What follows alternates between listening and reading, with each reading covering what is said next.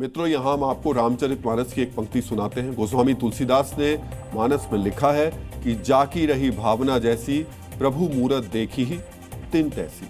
सामान्य शब्दों में कहें तो व्यक्ति अपनी भावना के मुताबिक ही तथ्य और सत्य को देखता है। इस्लामिक विद्वानों और स्कॉलर्स से विमर्श और कुरान पर रिसर्च से साफ हो गया कि धर्मांतरण अल्लाह की मर्जी से नहीं है।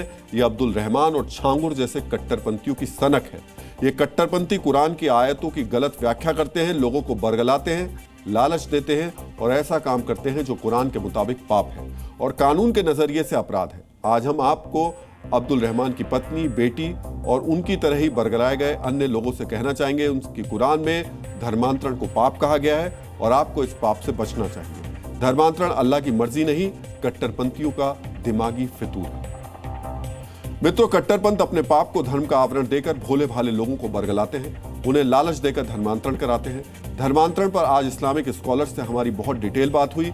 हम आपको बताएंगे कि विद्वानों ने धर्मांतरण पर और क्या कहा, लेकिन आपको धर्मांतरण के पाप को कमाई का जरिया बनाने वाले छांगुर से जुड़ी ऐसी जानकारी बताते हैं जो आपको भी हैरान कर देगी। मित्रों, छांगुर धर्मांतरण का गैंग नहीं, कॉर्पोरेट चलाता था। खुद को पीर फकीर कहलाने वाला छांगुर ने अपनी पाप की कमाई को सुरक्षित रखने के लिए और काले धन को सफेद करने के लिए पनामा में एक शैल यानी फर्जी कंपनी बनाई थी। यह कंपनी छांगुर के राजदार नवीन रोहरा के नाम पर रजिस्टर्ड थी।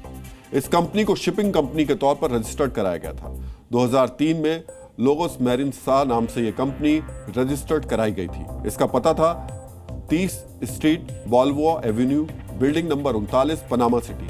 पनामा रिपब्लिक कंपनी में $10,000 यानी आज के हिसाब से 8,65,000 रुपए का निवेश किया गया था। दिखावे के लिए कंपनी में कुछ विदेशी नागरिकों को भी रखा गया था। सोचिए, धर्मांतरण को अल्लाह के हुक्म बताने वाला यह गैंग कहां तक फैला हुआ है। अब्दुल रहमान ने करोड़ों खर्च कर अपने लिए आलीशान घर बनवाया तो छांगुर ने पनामा में शिपिंग कंपनी खोल दी। एजेंसियों को शक है कि इस फर्जी कंपनी के जरिए करोड़ों रुपए की मनी लॉन्ड्रिंग की गई। नवीन रोहरा के ठिकानों पर छापेमारी के दौरान कंपनी के दस्तावेज भी बरामद किए गए। मित्रों, सोचिए, धर्म का पाखंड करने वाले कट्टरपंथी कितने शातिर हैं।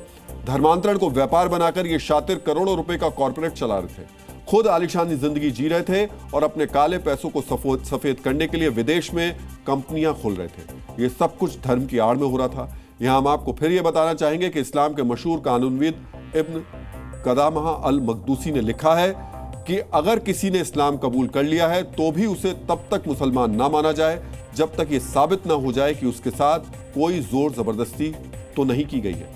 लेकिन ये धर्मांतरण के व्यापारी लोगों को बरगलाकर उन्हें अनिष्ट से डराकर धर्म परिवर्तन कराते थे और अपने पाप को सही साबित करने के लिए धर्म की गलत व्याख्या कर रहे थे, लोगों का ब्रेन वॉश कर रहे थे। आप ऐसे पाखंडियों से सावधान रहिएगा और अपने आसपास के लोगों को भी सावधान कीजिएगा।